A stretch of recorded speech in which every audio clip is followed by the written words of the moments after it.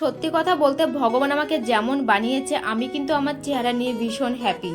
আজকাল ইউটিউব খুললেই শুধু দেখি সার্জারি আর সার্জারি। এসব দেখার পরে কখন যে আমার মাথায় ভূত চেপে গেল আমি নিজেও জানি না। গাইস, তোমাদের শিউলি এখন সুন্দরী থেকে বান্দরী হওয়ার সাজে গেছে। নাক মুখ সবই ঠিক আছে, মনে হচ্ছে লিফটের সার্জারি করলে আমাকে আরো সুন্দর লাগবে। এখন আমি যে ভিডিওটা দেখছি, এই ভিডিওটা দেখার পরে আমার মনে আরো সাহস বেড়ে গেছে। হ্যাঁ, আমি লিফট সার্জারি করব, কিন্তু আমার কাছে তো আজরে পয়সা নেই। বরের কাছে যদি বলি, বর আমার পেছনে লাথি মেরে ঘরের থেকে বের করে দেবে। অনেক ভাবার পরে সহজ একটা উপায় বের করেছি। গাইস দেখো, আমি লিপ সার্জারি করার জন্য এখানে নিয়েছি একটা ফেভিকল গাম। তোমরা যদি ঘরে বসে কম খরচে লিপ সার্জারি করতে চাও তাহলে এরকম অবশ্যই একটা ফেভিকল গাম তোমাদের সাহায্য করবে।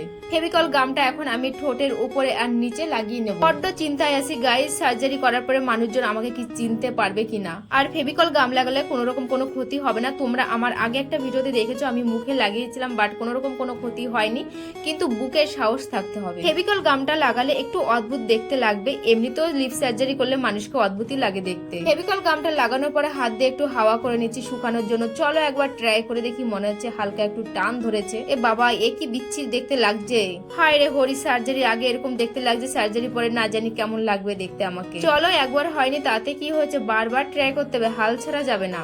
গাইস, তোমরা অধৈর্য হবে না। পৃথিবীতে কোনো কিছু আবিষ্কারের পেছনে বিজ্ঞানীদের কিন্তু অনেক সাধনা থাকে, তো আমার তো একটু সাধনা করতেই হবে, তাই না? প্রথমে অল্প পরিমাণে লাগিয়েছিলাম, হয়নি, এখন আমি এক খাবলা লাগিয়ে নিয়েছি। দেখো, হাতের কাছে একটা ফ্যানও নেই, প্রচুর গরম পড়েছে গাইজ। আর গরম পড়লে আমার ঠোঁটের উপর দিয়ে ঘেমে যায়, যার কারণে শুকাতে আমার একটু প্রবলেমই হচ্ছে। আজকে এত কেন গরম পড়েছে, উপর দিয়ে গরম ছুটছে, নিচের ছাদ থেকে গরম ছুটছে। আমার যা হাসি পাচ্ছে কি বলবো গাইজ, এ কি অদ্ভুত লাগছে দেখতে। এত পরিমাণে পিছলামও করছে গাইজ, আমি এখন বিরক্ত হয়ে যাচ্ছি।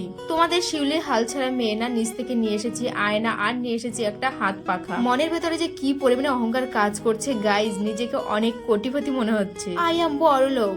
এসব ফালতু ডিসিশন যাদের প্রচুর পরিমাণে টাকা আছে, খরচা করার জায়গা নেই, তাদের মাথাতেই আসে একদম। আরে সুখারে বাবা, সুখা লিপ সার্জারি করতে এসে আমি তো নাজেহাল অবস্থায় পড়ে গেছি। মনে হচ্ছে হাওয়াতে শুকিয়ে গেছে। দেখো, আমি এখন লিপটাকে চেপে রেখে দিচ্ছি, আর যখনই তোমাদের দেখাতে যাচ্ছি তখন আবার আগের মতন হয়ে যাচ্ছে। এমন পিছলামো করলে কেমনটা লাগে কত দেখি। আমি এই লিপ সার্জারি করতে এসে খাটতে খাটতে একদম মরে গেলাম। মনে হচ্ছে আমার খাটনির ফল এবার আমি পাবো। অনেক সাধনার পরে আমি কিন্তু আমার কষ্টের ফল পেয়েছি গাইজ।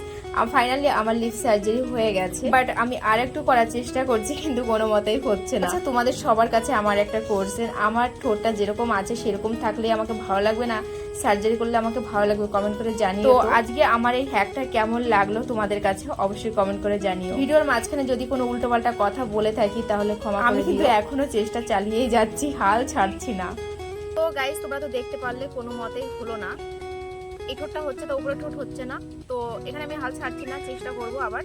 আসলে এই যে আঠাটা ফেভিকল আঠা, এটার দাম নিয়েছে 10 টাকা। তো 10 টাকার আঠা বুঝতে পারছো, তো তোমরা বাড়িতে ট্রাই করতে পারো যাদের লিপ সার্জারি করার ইচ্ছা রয়েছে। দেখতেই পারো তোমরা কেমন লাগে লিপ সার্জারি করলে।